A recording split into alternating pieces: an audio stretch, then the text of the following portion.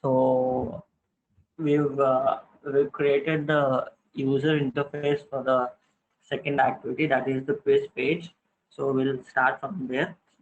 So here, actually, I had a problem while implementing this app. So what happened was, I think if you remember, we did a radio group. Inside the radio group, we placed different radio buttons, 4 radio buttons. So for those 4 radio buttons, we used the grid layout. So what happened was, the radio group only supports radio group is a parent. So let radio group is a parent. So if radio group becomes a parent, then radio group will only accept radio buttons as its child. So what we did here is we gave a grid layout as its child, and radio buttons are child of grid layout. So what will happen is this radio button will not be considered inside the radio group. So when you try to access it from the Java file, it raises an error. What error it raises is some null reference error it will raise. So for that, what we'll do is we'll remove this radio group completely. So we'll directly manage the radio buttons manually.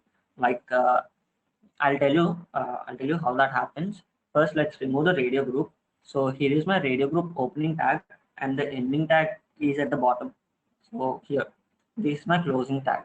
So I'm removing this radio group, and I'm just using the grid layout. Yeah. So now what's happening is grid layout is directly child of our constraint layout.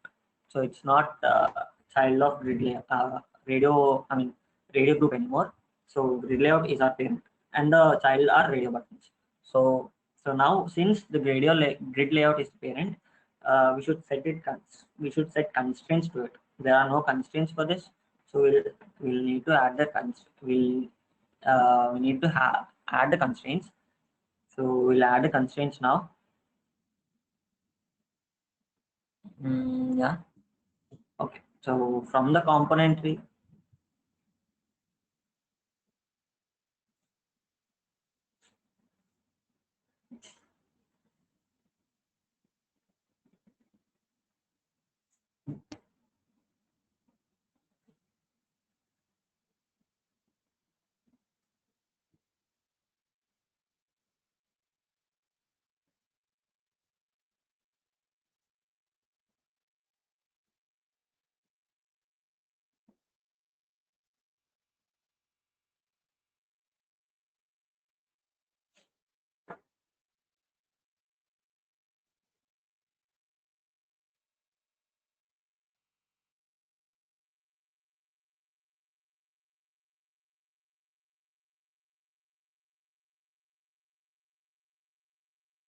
okay, so here you can see I've added the constraints here, uh, and my code automatically got generated here, and these are the constraints.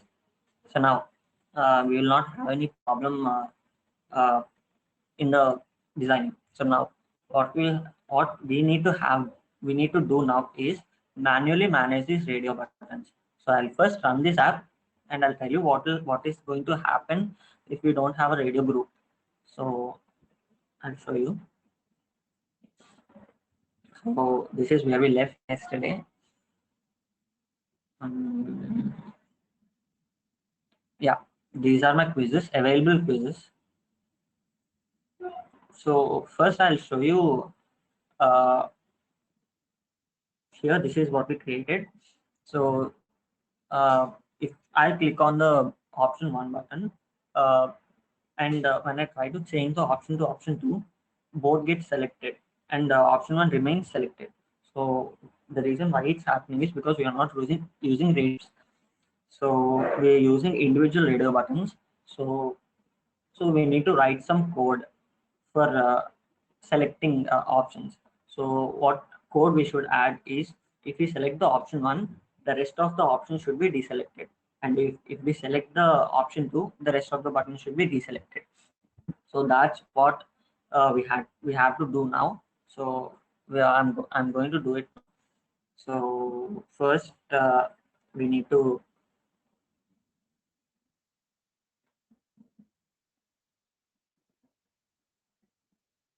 I'm having an error here. Uh, Let me try to restart the Android Studio. I don't know, got stuck. I don't know what's the reason. Showing some error here. So I'm trying to close the Android Studio just for a while. Variables, radio button variables. So radio button. What we'll do? Option 1, option 2, option 3, and option 4. So these are my radio button variables, and now I need to bind the values to that. So option 1 dot option 1 equals to find view by id r dot id dot option 1. This is my id of first radio button, and the rest will also be same. So I'm just following the pattern here, just copying and pasting it. Option 2, option 3, I'm just changing the IDs. Option 4, option 3, option 2. Yeah. So what we did is we binded the radio button IDs variables. So now we need to set on click listener for every button. So I'm doing that. Set on click listener.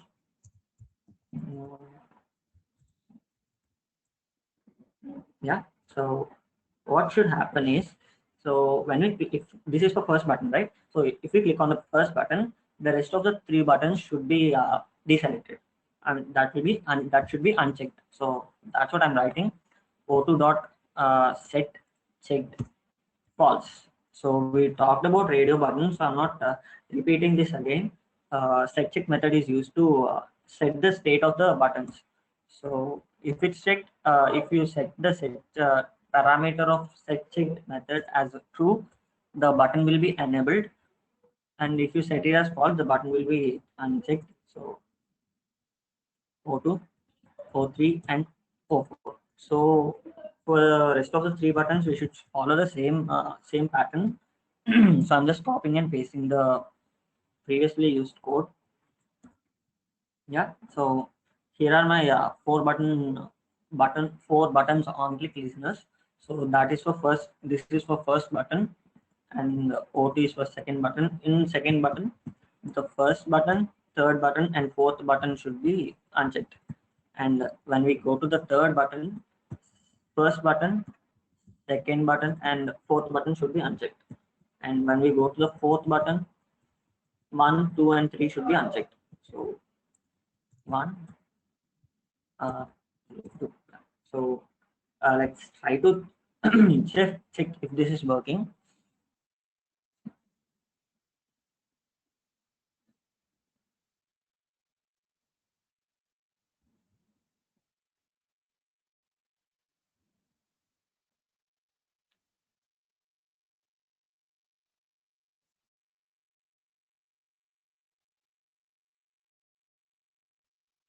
Yeah. See, when we try to select another option, the first option will be deselected.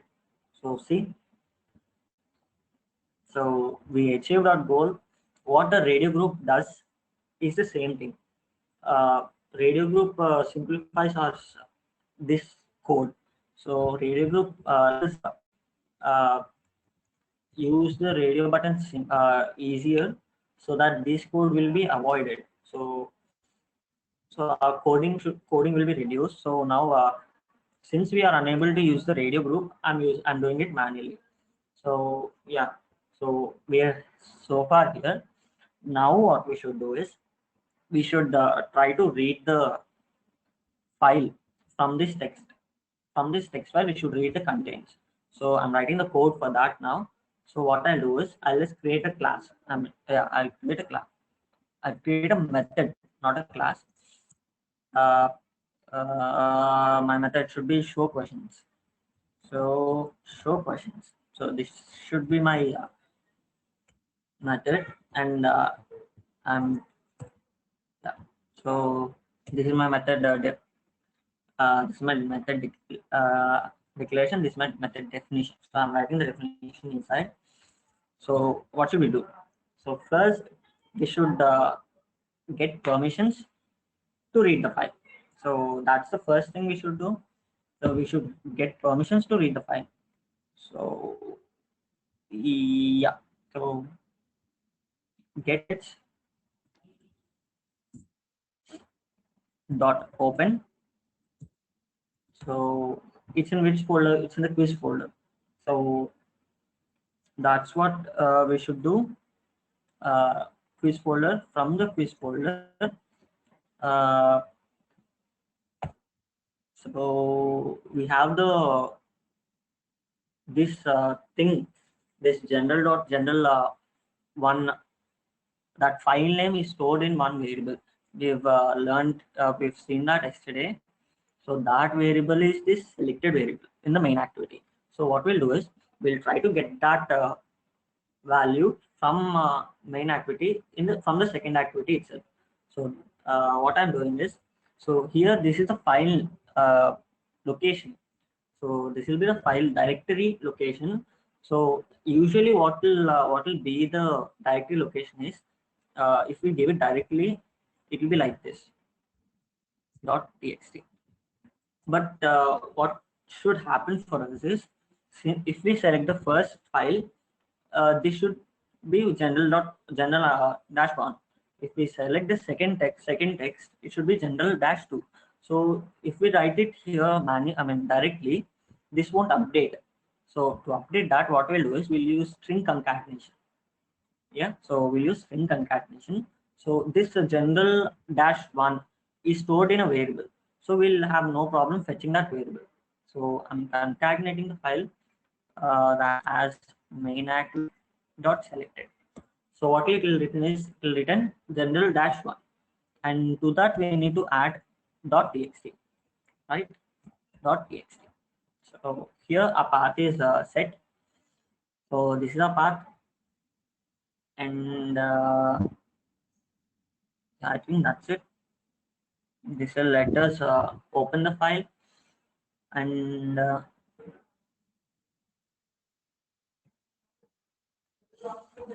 uh, so to read the files, we should use something, right? So to read files, there's a class called input stream. So what input stream does is, it reads the contents from the file. So here we got the permissions from the file. So what we should do, we should set it to input stream. So now we'll import that class input stream. Sorry, input uh,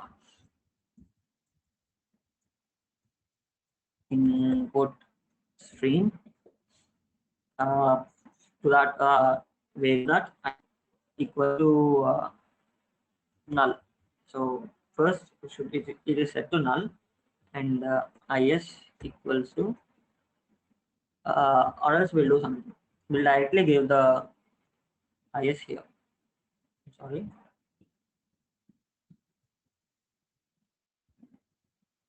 Yeah. So what happened? Some error it's showing to us. Yeah. So what's the error? It's a exception. What's that exception is? So whenever you have a file in a folder, it may or may not be available all the time. So someone might delete it. So what will happen when you delete the file and you're still trying to access it? It raises an error. So file won't be found if you try to find it when it's not available. So to avoid that, we need to surround this in a try and catch block. So what will happen is, it will try, and if the file is not available, it will give us an exception. That is input output exception. So uh, yeah, so that's it. We open the file, and the contents are in is, right? So is contains all the contents in the file. So now what we'll do is, uh,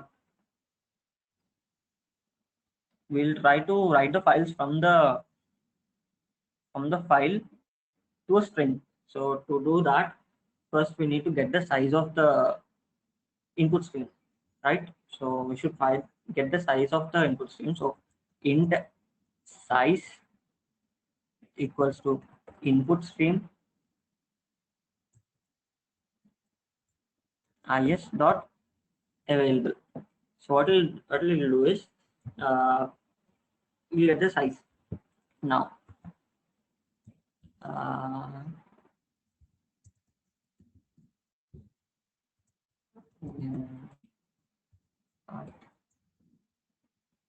Of size.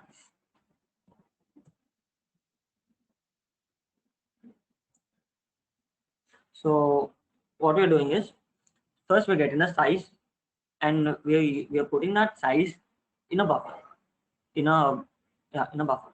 So what will happen is when you try to read the files inside the input stream, those files will be stored in the buffer variable. So now we'll do that. Input stream. I will start read buffer.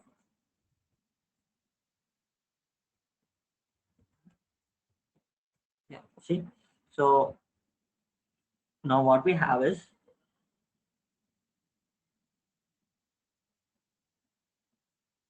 what we had is we've we've read the contents from the file, and now we are change from we are converting it into string. So string so string st, what will do, string st equals to new string of buffer, right? So I think st now contains our contents from in the file. So what we'll do is we'll try to print the st, right? We'll print the st. To do that, we'll use a log e log dot e contents. I'm giving the tag as contents, and my string.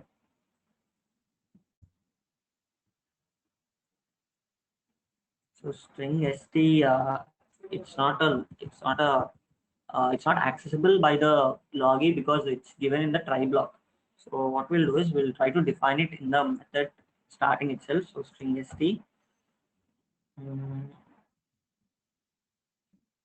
st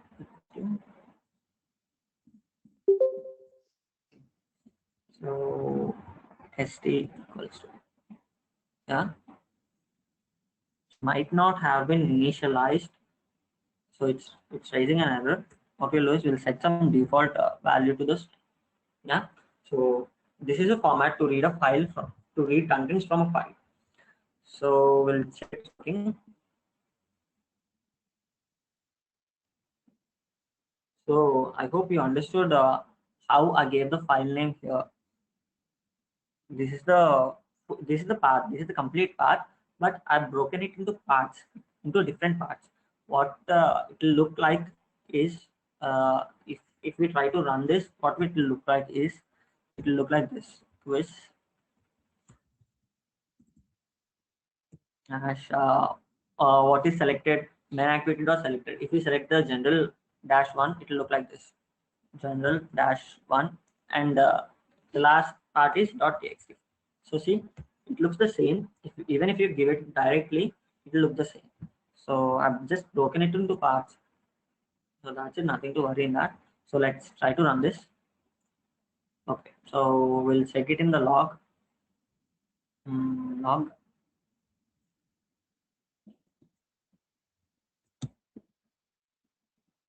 I need to update for a while. Just give it a second. Contains in the notepad.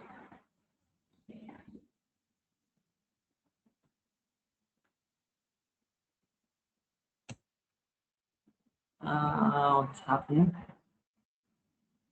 My log is not displaying anything. Right.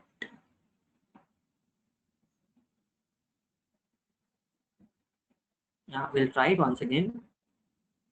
Yeah, so here we got the output, what we need. So already displayed the contents in our file, right? So we'll try the general one. So see, it displayed all the contents in the general. So I'll show you, I'll just verify it. So see general one. So see the contents. Have seen the contents. Same. Both are same. So we achieved a part of it. So now what we need to do is we read the contents. We need to break the contents into different parts because we need to set them differently. So we need to set this into the question text view, and these options to the radio buttons, and this question to the question text view, and these are the options. So to do that, what I'll do is I'll just break the contents like this. I'll show you how I'm breaking it. Yeah. So I'm taking a string x equals to string. So first what we'll do is we'll try to get the number of questions. So here you can see in the text file, the first line contains the number of questions. So we'll try to get the questions first. So we'll break the file into parts, right? So we'll break them in a order. So first we'll get the number of questions thing. So to do that, I'm doing is st dot substring. So you know the substring method you learned in Java. So st dot substring gives a part of the string. So it has two parameters: starting and ending, starting index and ending index. So I'm giving the index. Starting index should be 0, right? So and 0, and what should be the ending? So here you can see right after the completion of the question number of questions, there's a value called q1. So the pattern follows for every quiz that we created. So you can see it in the quiz file. Right after the number of questions, there's a q1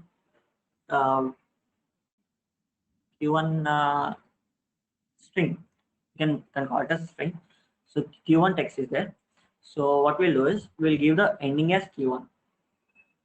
So string dot index of q1. So we'll try to log. We'll try to print the file in the log.e.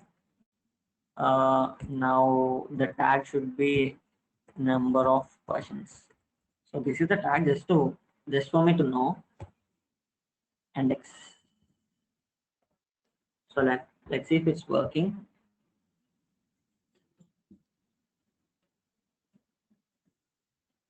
So in this session, we'll completely learn only about breaking the file into parts. So if you have an idea of doing it in your own way, you can do it. So I'm just doing it in my way. So everyone has a different way of logic. So it's my logic. So I'm using my own logic. So logics may differ from one person to another. So you can try it in your own way. So see, we got the questions. So this is my tag. It's not there in the file. It's just the tag that I've given in the log. So number of questions. So here you can see questions colon 2. So now we need to get only the last two number. So to do that, I'm taking a integer in the starting of the file, that is in the main in the beginning of the class, because that can be accessed throughout the class.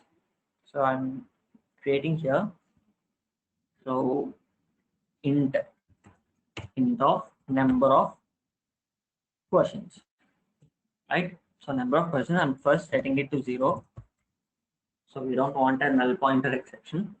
So 0. Now we'll try to convert it. So how we'll convert it? Number of questions equals to integer dot %, and the string is x dot. So what we'll do now, we need to remove this thing. this question tag.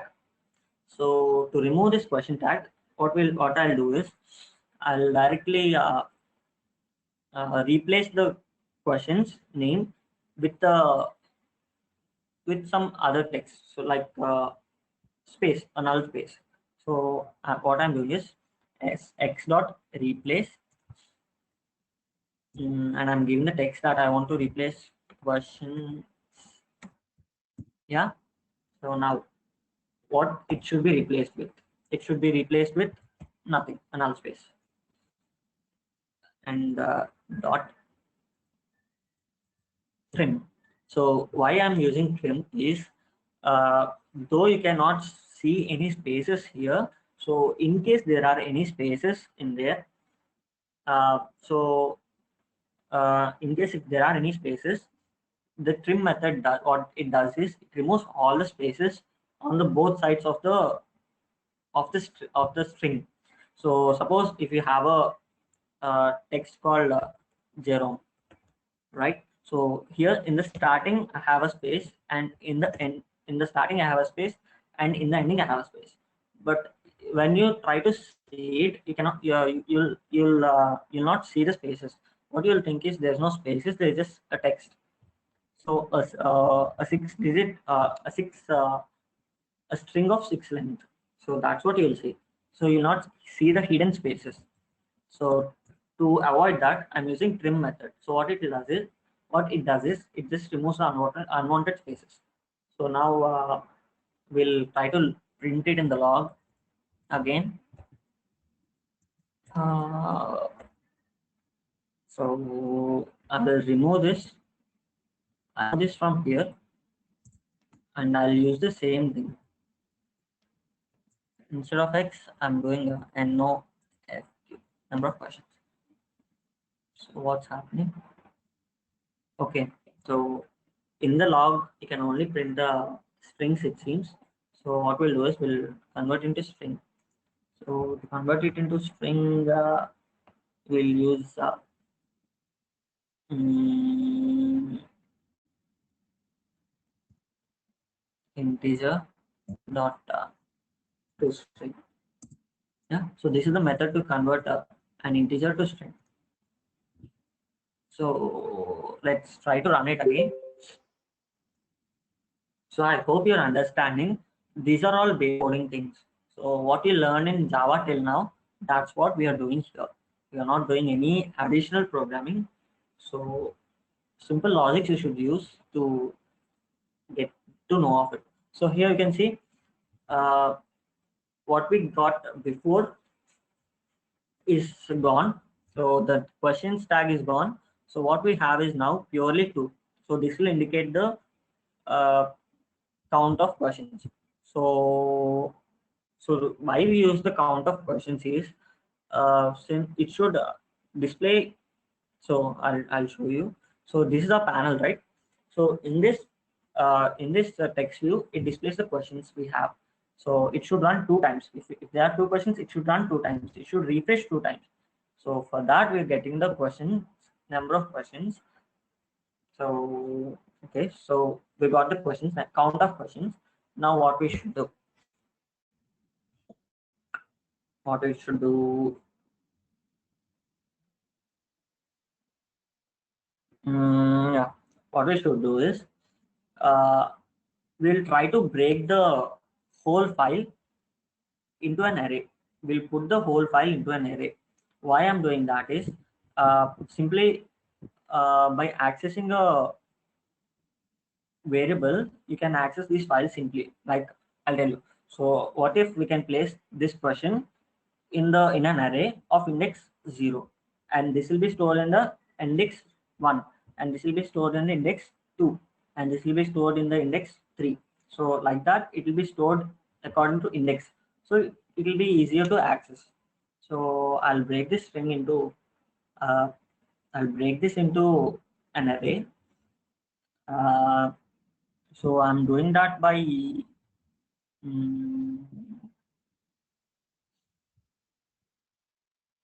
mm, mm,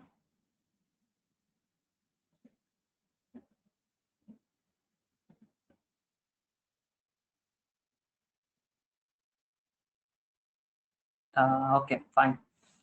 I'm doing it now. So, where am I? Okay, fine.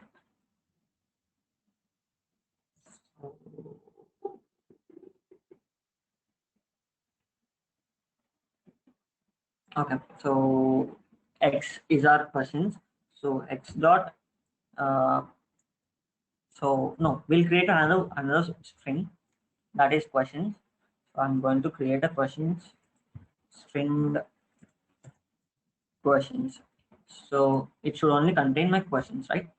So questions equals to some space I've given there. So now I'm trying to hide this. Okay, so what we'll do is we'll set the questions equals to x dot string x dot split. What we'll do is we'll split the string into parts. So using what we are splitting? We're splitting it by using new line. I hope you understand what I'm doing here. I'm trying to split the file. I'm trying to split the file into subparts. So X is my string. So I don't know what's happening. Okay, yeah. Here we should take it as an array, not a string. We should take it as a string array. So that's the error we're getting here. So see now. So what will happen is, though you cannot see a new line tag in the file in the text file, but when you try to set this in a string, so what will happen? So if you have a multi-line text in a string, in a single string, though you did not add any new line tag into it, whenever the cursor jumps to next line, there is a new line tag used. You won't be able to see it, but there is a tag. So I'm trying to show it by running it. I'll show you now. Log e. Mm, so questions. This is my tag and questions arrays dot to string of questions. So I'm running it. We are almost close. It becomes simpler when you try to break the question into parts. So now see, where is it?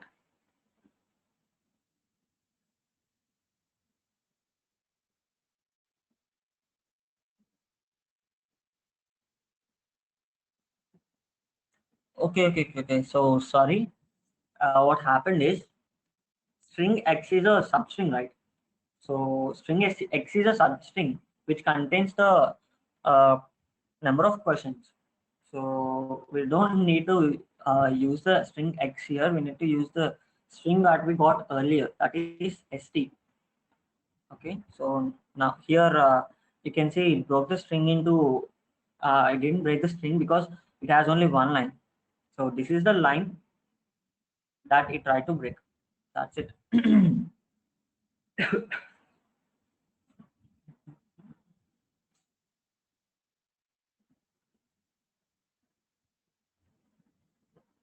So yeah. So when you go to the log, you can see. So here it's printed in an array manner. So you can see this is my first index, this is my second index, this is my content in the third index, this is the content in the fourth index.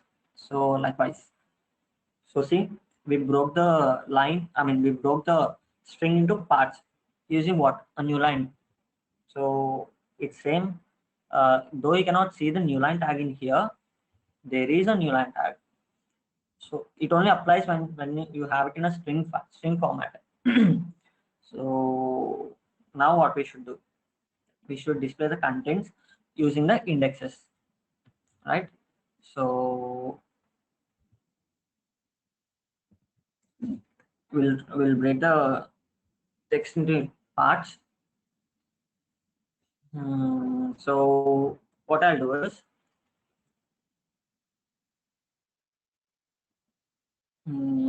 show questions, right? So what I'll do is, mm, mm, mm,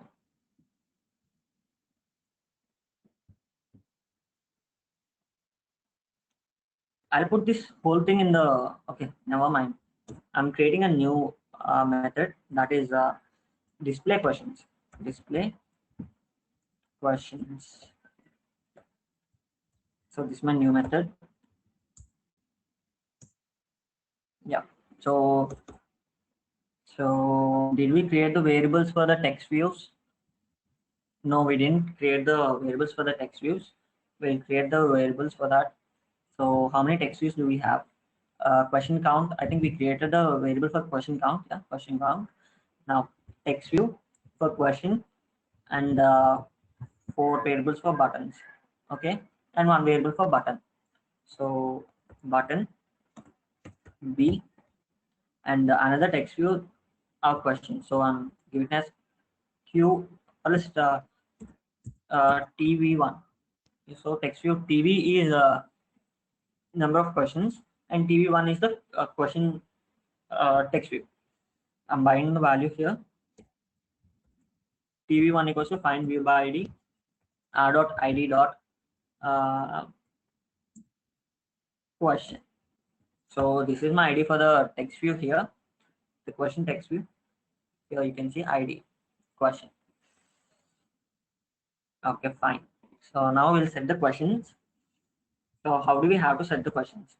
So for that thing, what we should do is, our display questions tag should have a parameter. Which parameter it should have? It should have a question count.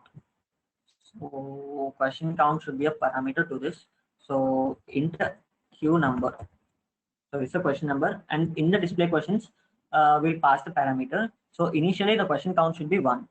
So for that, I'm creating a variable here, int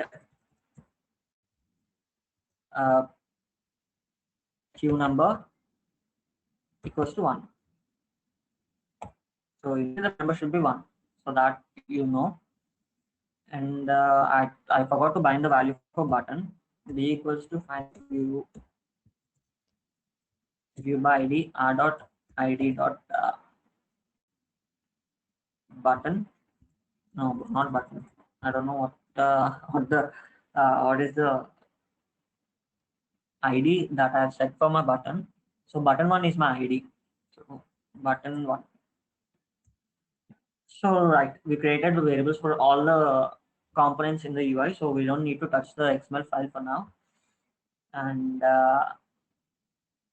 did we bind the value? Yeah, we did bind the value.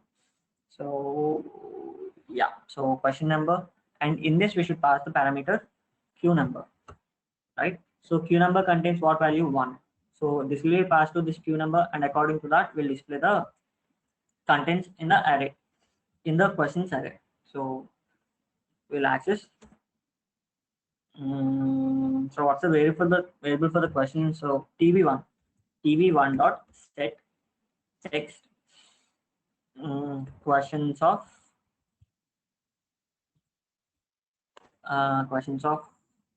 q number. No, not question number.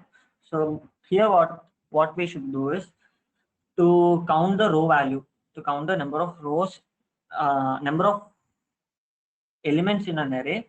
We should create a variable again.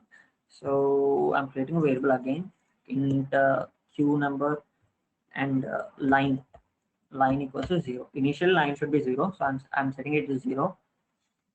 So questions of line, right? So questions of line. Let's see if it's working.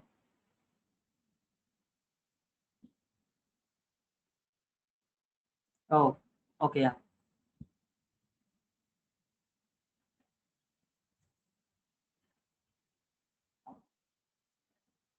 So here you can see there is some value set to the text view.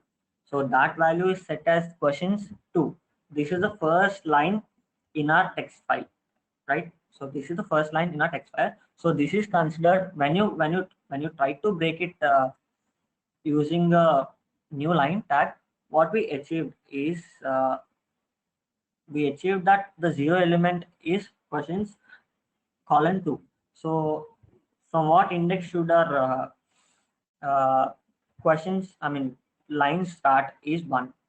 So I hope you understood why I took the starting index as 1. So since 0 index is containing my number of questions count, I'm starting the count of questions from 1. So here we'll change this line count as 1, and when you try to run it, you can see that first question will be set to the question variable. See, this is the first question in my XML file. I mean, in my text file. See, uh, yeah. So now what we should do, we should set the options to the radio buttons, right? We should set the text to the radio buttons. So we'll set text to the radio buttons. Mhm. Uh, yeah, dv dot set text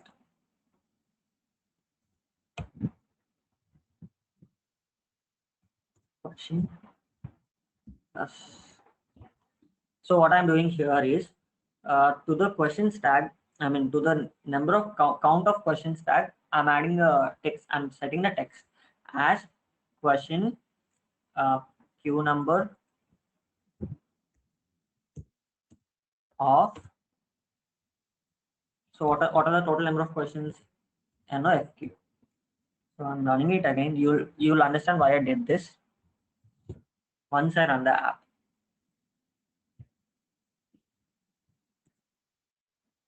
So we'll select the quiz. So see what it is displaying question 1 of 2. So the questions which we have is 2 and the question we are viewing is 1. So how I did that? So here this is the question number that we passed from here. This is the parameter that we passed uh, to the method. So that contains first question. It is 1. It contains normally that, I mean, we set the default value to 1. So the starting value is 1, and we are passing that one to this method definition, and from that definition we're accessing that number, queue number, and we are setting it to the text. So we're showing the number of number of questions we have. Now we need to set the options.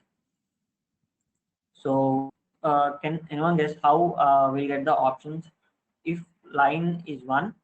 So next to that line is our question options, right?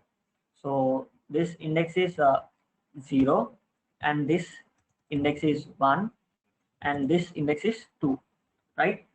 So what we should do is we'll try to access the third element in the array.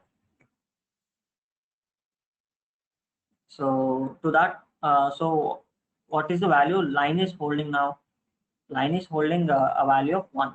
So if we increment the value by 1, we'll get the options. So we'll get the options and we'll store it in a string. So that string should be string options equals to questions of line plus 1. So I'll try to print this in the log so you'll understand. I'm giving it the tag as options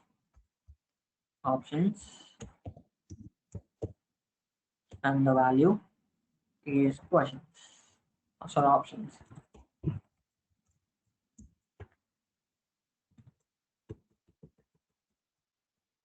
We'll run the app and we'll see the output in the log.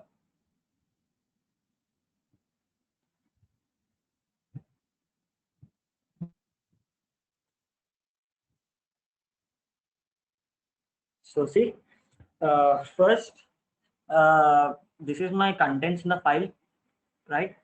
and these are the files that are available in our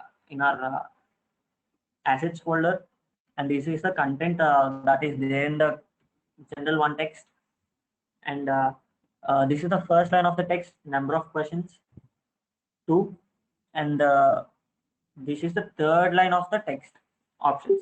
So this is the second line of the text. So from this we'll try to access the each element, right? So we'll do the same method that we did to the n number of questions thing. What we did is we removed the questions tag, and we have fetched the middle value. So we'll use the same thing. So OP01, right? Is that a variable? Is that a variable for the option one radio button? Yeah, O1 is the value for radio button one. O1 dot set text of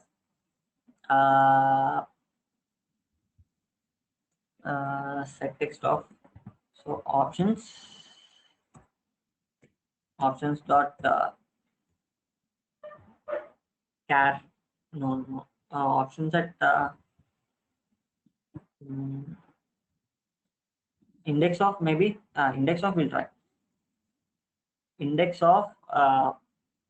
So what index of method does is you can give two variables inside the index of method. So one is for the starting and one is for the ending. So what is the starting that we have?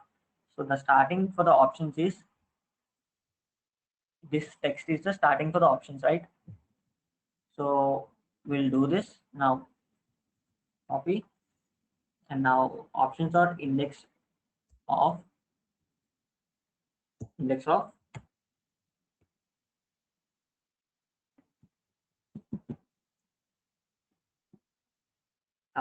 no, this is not the way to break the string. So I'll explain you. I'll do it in Notepad so you'll understand. Notepad plus plus. Notepad. So yeah. So what is the line that we have? So this is the first we have, right?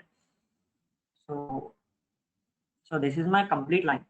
So what I want is, now I want to get this value. This value I want to get. So to get this value, you know that we can access a substring using the index values. So index values such as like if this is 0 index position, so I want the text that is between 0 index and 10th index. So what it will return? So let's count 2, 3, 4, 5, 6, 7, 8, 9, 10. So it will return the text. It will return this text. If you try to get a substring between index of 0 and 10, so like that, what I'm doing is I'm trying to get the index of this, and index of this. So that I can use these indexes inside a substring method, right? I hope you're understanding. I'm getting the index of this and this, and I'm using it in the substring method so that it'll return this. Yeah. So I'm doing this now. So don't be confused. It's a simple way of programming. If you don't understand, you can rewatch this so that you'll understand it clearly. So options. So options dot substring of beginning index and ending index. So what is our beginning index? Options dot get index. I mean index of what is the index? Options, right? So is that options? Options. Yeah, this is my starting. And what is my ending? The ending is b dot. This is my ending. So options dot index of b. So what it will return now? It will return the text between the options A and B. So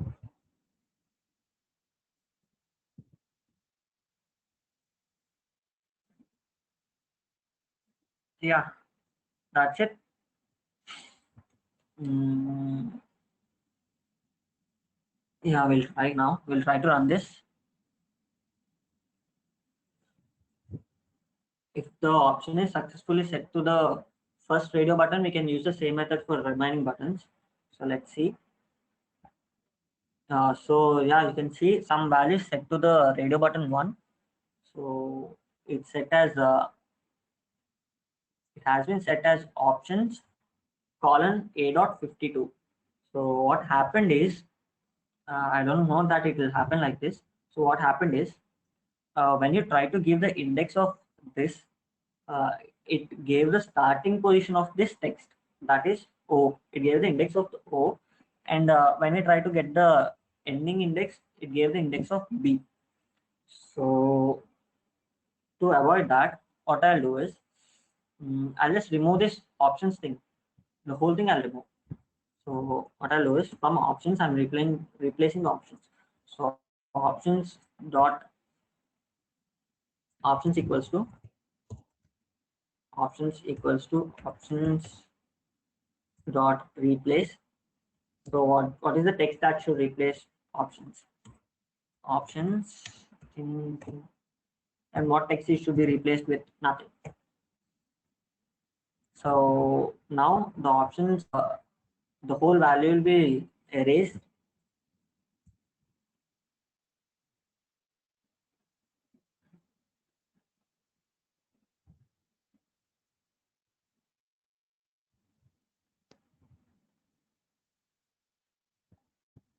So it some error happened. So I don't know what is that error. Let's see that error. What's the error at content line? So options equals to options dot replace. So what is the mistake that we did?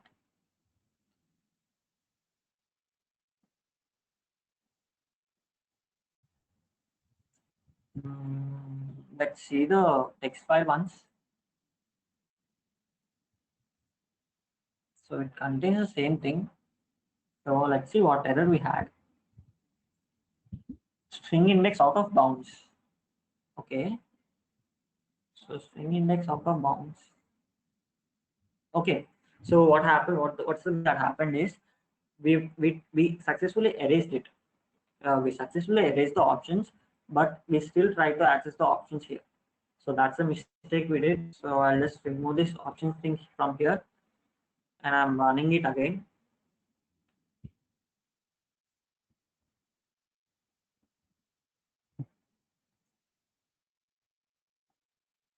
So see, the first option has been set. So A52. So that's what we need to achieve. So we'll just repeat the same method for other buttons also. So copy, paste, paste, paste. So here I'm changing it to O2, O3, and O4. So here the starting and the ending index will be changed. So what is the starting index for second option? B dot. And the ending index is C dot. And for this C option, ending index is D dot, and starting index is C dot.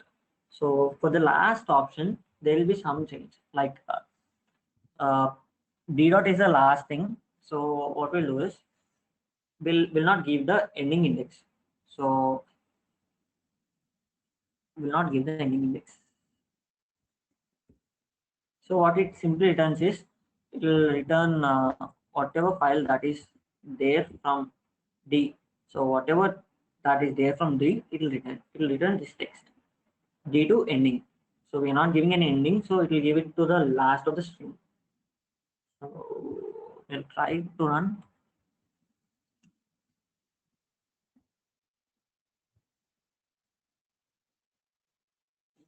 So see, we successfully created the quiz page. So this is for one question. So whenever I click on next, the question should change, right? So what's happening now? If I click the next button, nothing is happening. So if I click the next button, some action should be performed. That is, the questions should be changed. So to do that, what I'm doing is, it's very simple.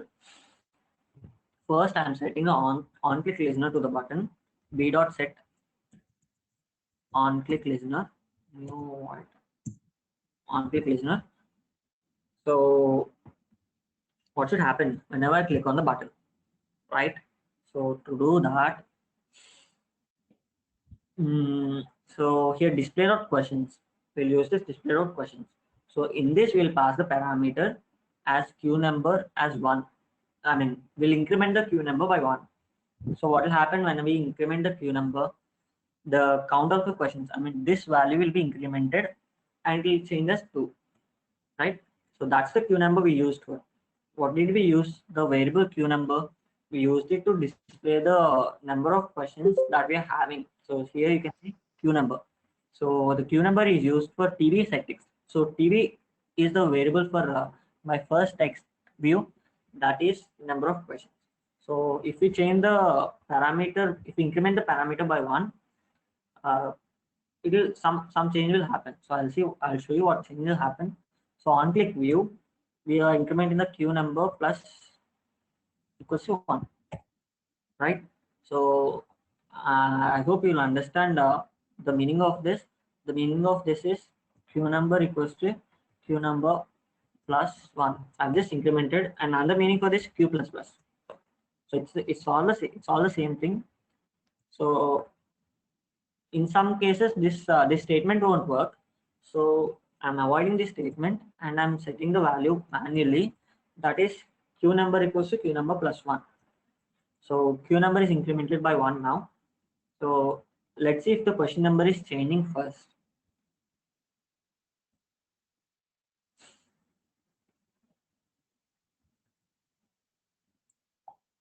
So see, whenever I click on the next button, the question number is changing, but nothing is happening. Why? Nothing is happening. Why? Because we changed the question number, but we are not recalling this method. So we'll call that method again. Here, display questions. Here. So let's run. When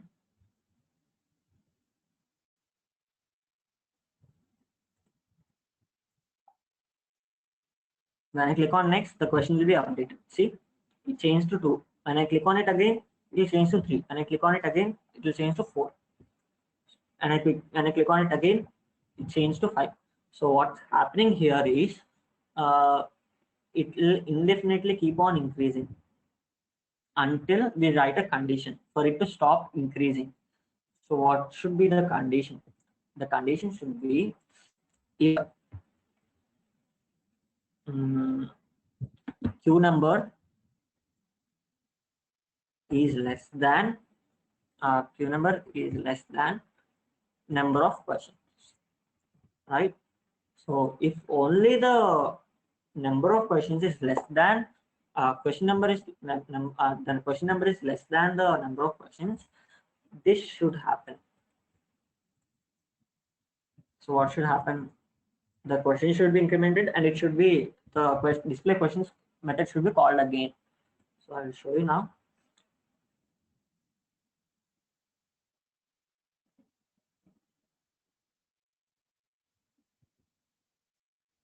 See,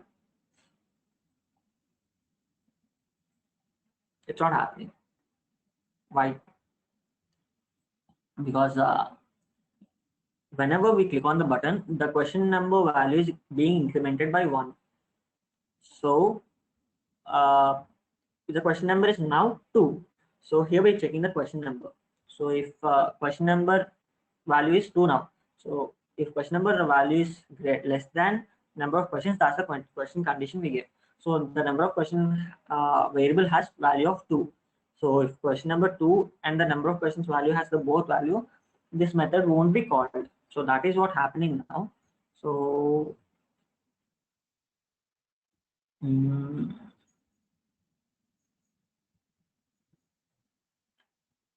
yeah, so what I'll do to resolve this, So I have a simple way. So what I'm doing is I'm using this next button as my trigger. What's the button? So I'll think of a way like see. mm, I'll make it easier for you.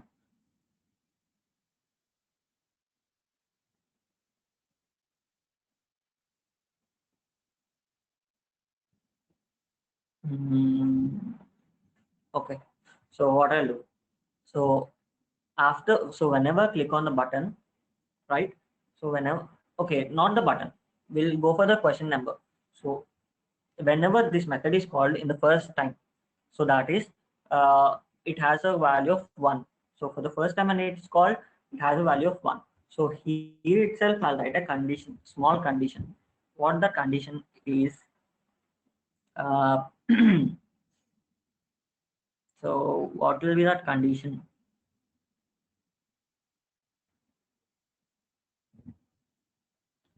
If q number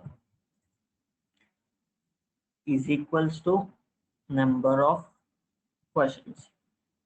So if q number is equals to number of questions, the text should be changed as next to, it should change to final, right?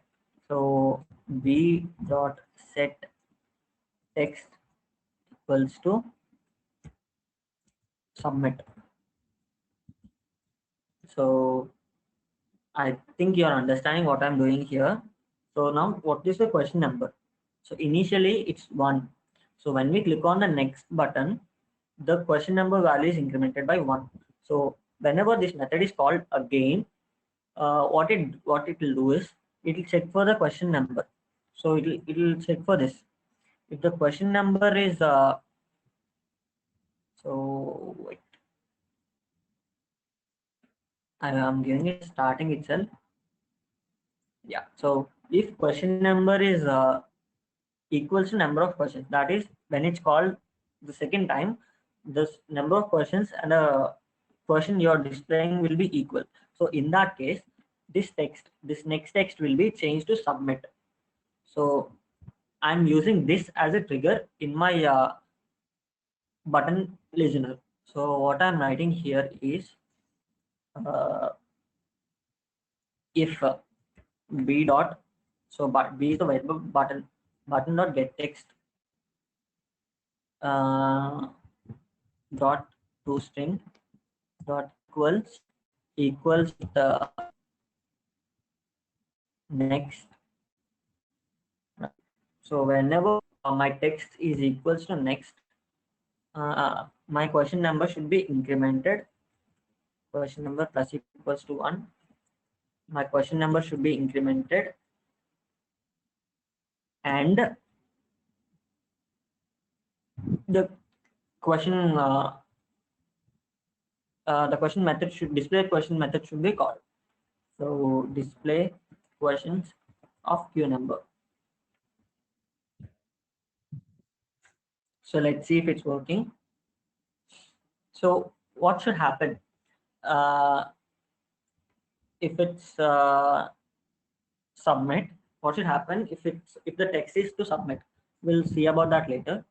For now, whenever we click on the next button, two things should happen. First, uh, whenever we click on the next button, two things will happen. First thing is it'll check for the number of questions. So if the number of a question is 1, I mean less than the total questions, it will increment the text. I mean it will increment the question value, and it will recall the display question method.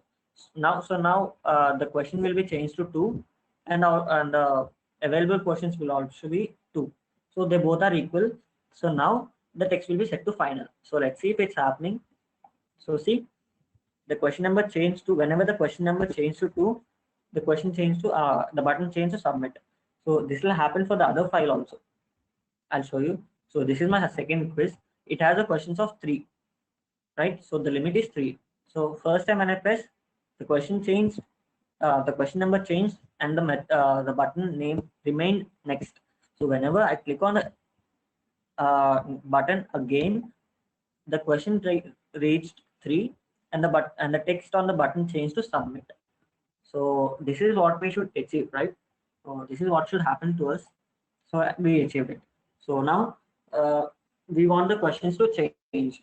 So to that, what I'll do is here I'll show you the text. So what's the difference between the first question and second question? So what's the difference between the first question and second question? It's 3 lines, right? So 1, 2, and 3. So what I'll do is whenever I click on the next button, the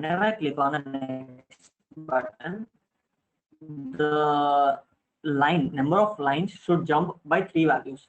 So it should jump by 3 values. So that's what I'm doing here in the button listener. Lines plus equals to 3. So let's see if it's happening.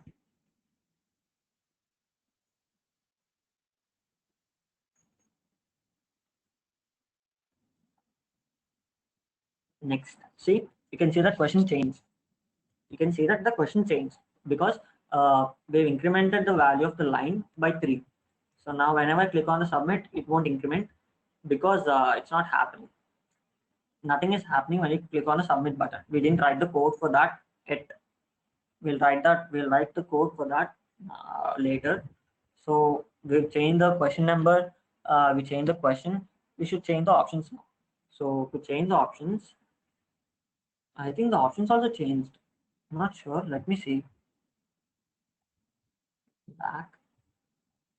So by doing that, the questions will also be changed because we've used the same index for the questions and options, right? See, yeah, options are also changing. So this is my first question, and these are the options. These are second question, and these are the options. See, options also change. So that's it. We almost finished the app. So now what we should do is for every time it displays a question, we should get some answer. We should get some input from the user, right? He should select an option. So for that, I'm writing a code like this. So uh, so where is it? Where is my next button listener? So yeah, here is the button listener. Okay, it's in the main activity. Yeah. This is my button listener. So B button listener. So whenever I click on the button, uh, it should get the answer count, right? So to get the answer, um, um,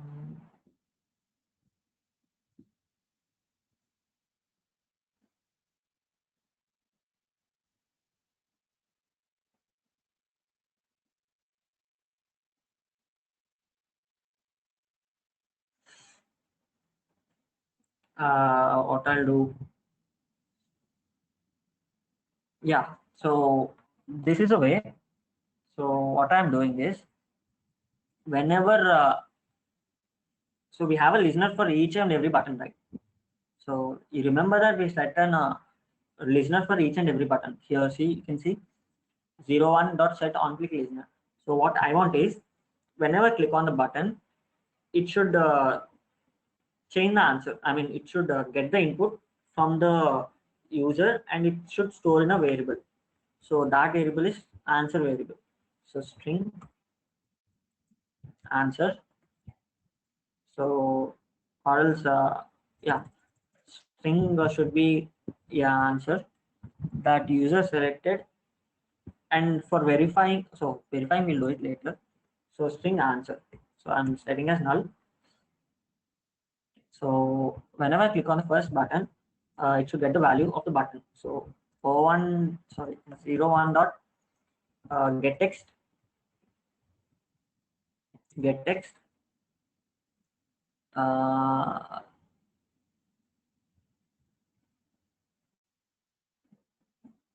Okay, not the get text. We don't use the get text. We'll directly set the answer as 0, I mean A or B. So selected. So the answer, right? Answer equals to A. So I think you understood what I did here. So whenever I click on the first button, the value of the answer should be set as A.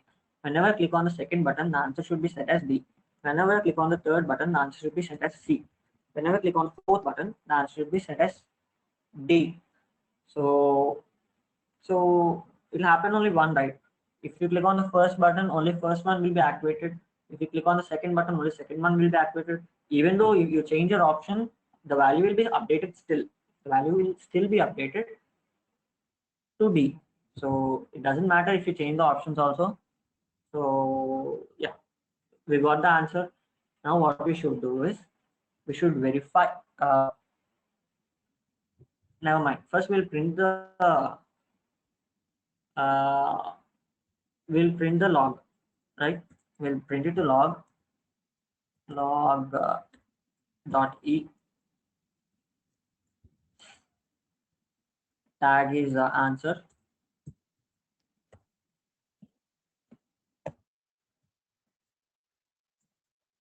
Answer. Right. We'll check if we're successfully getting the answer.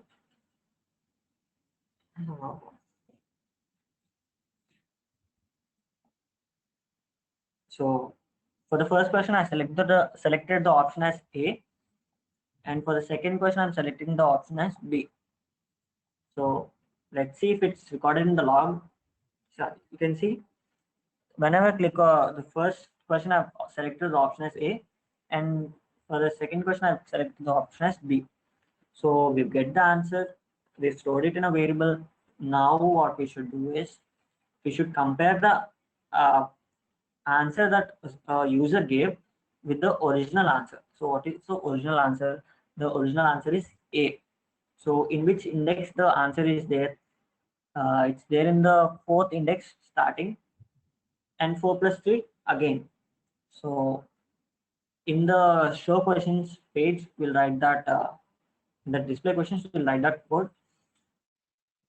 So correct answer. So we'll give another variable, correct answer. Correct answer equals to none. So now we'll use that here. Correct answer equals to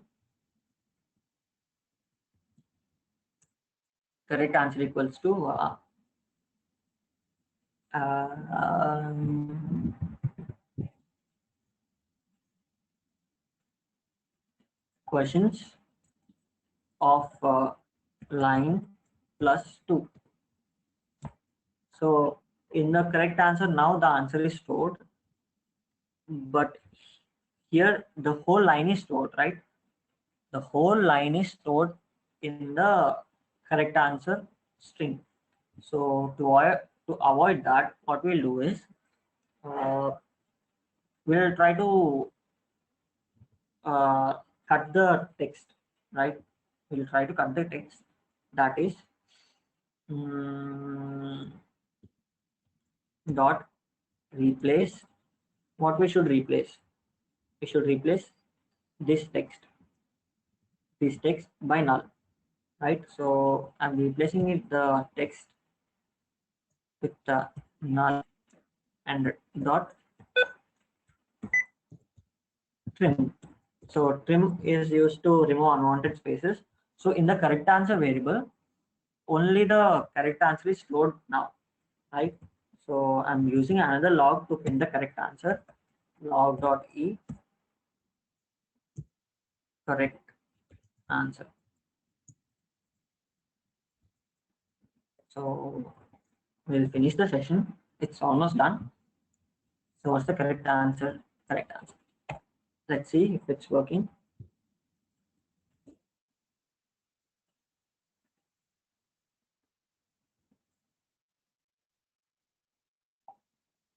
So for the first question, I'm choosing the option as B, and the second question, I'm choosing the option as C. So let's see if it's recorded in the logcat. I think it should update for a while.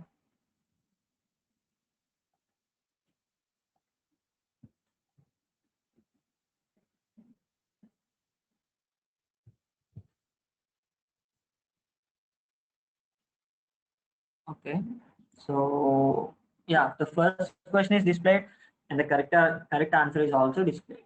See, you can see the correct answer is A. So I'm giving the selected answer as B. So here you can see this is my selected answer B. And for the second question also it displayed the correct answer and my select answer is D. So we got all the files from the text. Now what we should do, we should verify the answer. So when we should verify the answer, whenever we click on the button, we should verify the answer. So here I'm verifying the answer. Uh, if selected no, answer dot equals to correct answer, right? When the answer equals to correct answer, uh, marks should be added. So marks, how will we add the marks? We'll take another variable for the marks. So marks equals to 0. So initially it will be 0. So where's my on-click method? Marks should be incremented plus 1. Marks plus equals to 1. So whenever you give a correct answer, the marks will be incremented by 1. If you give the wrong answer, the marks would be incremented. And in the ending of the file, I mean, ending of the quiz, marks should be displayed. That is, whenever we click on the submit button, the marks should be displayed. So I'm writing the code here, else if b dot getText to string dot equals, whenever it equals with submit, what should happen? The mark should be displayed in the log. So log dot e obtained marks value marks. So let's see if it's working. I think if we complete this, uh, our quiz is completely done. So here we should integer dot to string 2 months. I'm going very fast. I think you might feel that I'm going fast because we've already covered all these concepts. So you must be understanding this easier than we did in the starting classes. So in case if you don't understand it, please watch. I mean, you can watch this session again in the YouTube. So that's the reason I'm going fast. We don't have time also. So it's already 3:30. So yeah, first question, my option is uh, 52. Second question, my option is 26. So let's see. I clicked the submit button. Let's see if it's updated. Yeah, obtain marks is 2 because my correct answer and the chosen answer is same. So let's try choosing an wrong answers. I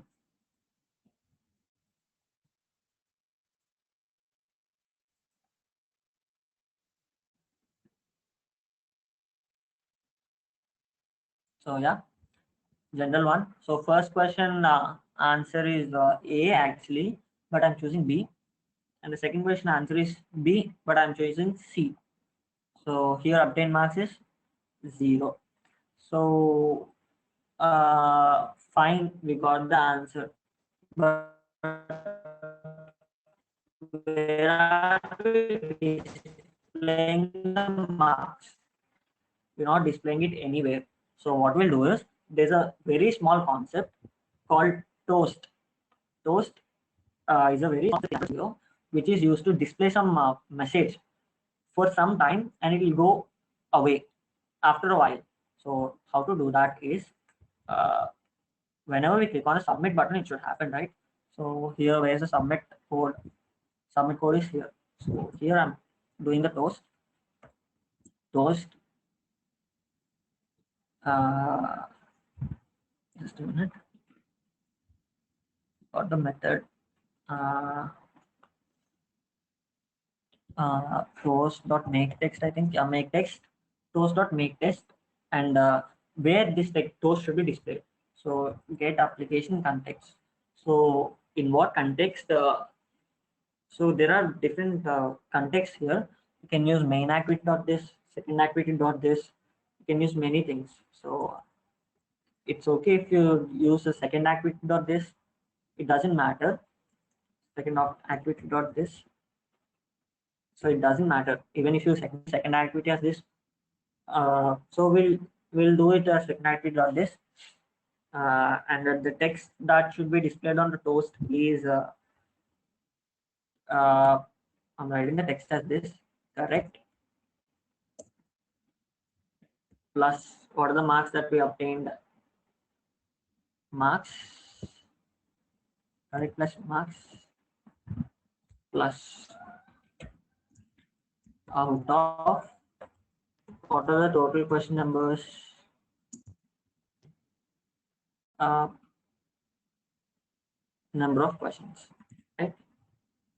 So and how long that toast should be displayed. So usually you can give some numbers like this. So this means 5 seconds. So you can usually give it like that. But what we'll do is uh, there's an already a small size that is there in toast, that is toast dot length short and length long. For length short means it will display for 1 second, and for length long is I think it will display for 2 seconds. I think I'm not sure. Let's use length short dot show. This is used to show the toast, like displayed on the screen. So let's see.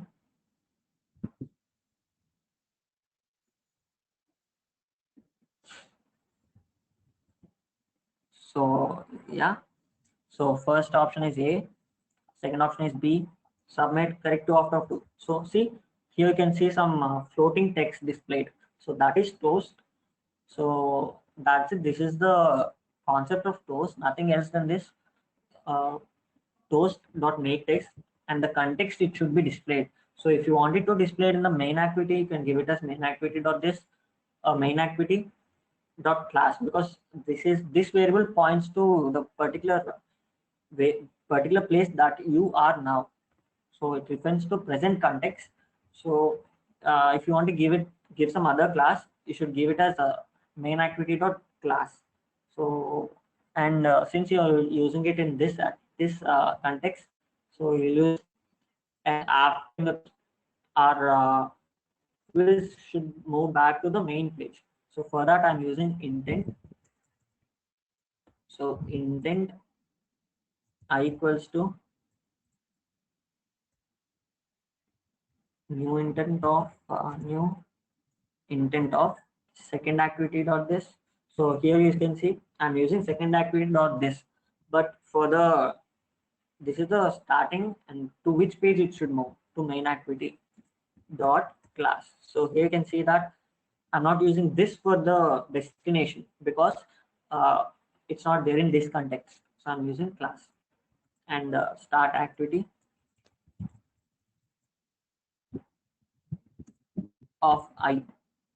So what will happen now is it will display the marks on the screen, and the intent will move to the first activity. So it will return to the home page. So see, first question B, second option is A, submit. It scored 0 out of 2, and it returned to the first page. So I'm opening a second page. Find the odd one. A, B, C. It scored 0 out of 3. So so this is how you make a quiz app. So I think you all understood. And here's a small thing that is happening. So in the first question, when you select the first option,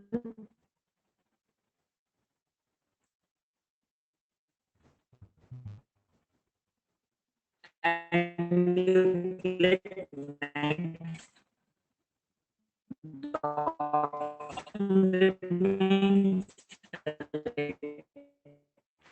Jerome, I think there is a problem with your internet connection, So and I think this session is so long. to remove that selected option, what we'll do is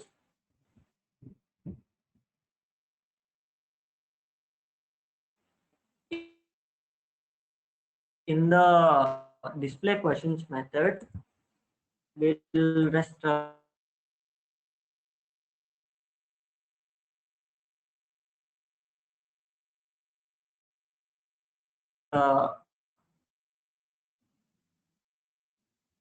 set check will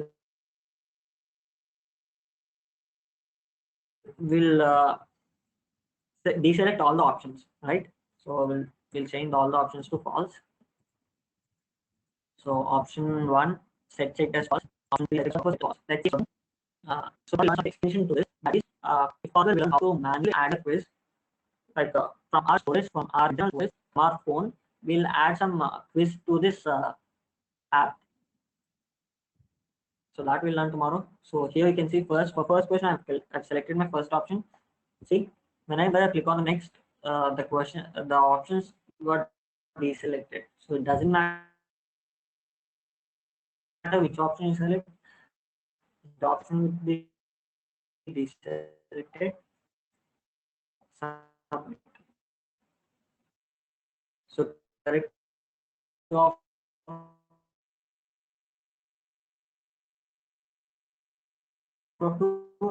and it moved to the first. So this is how you make a quiz app. So we've done it as simple as possible. This is the simplest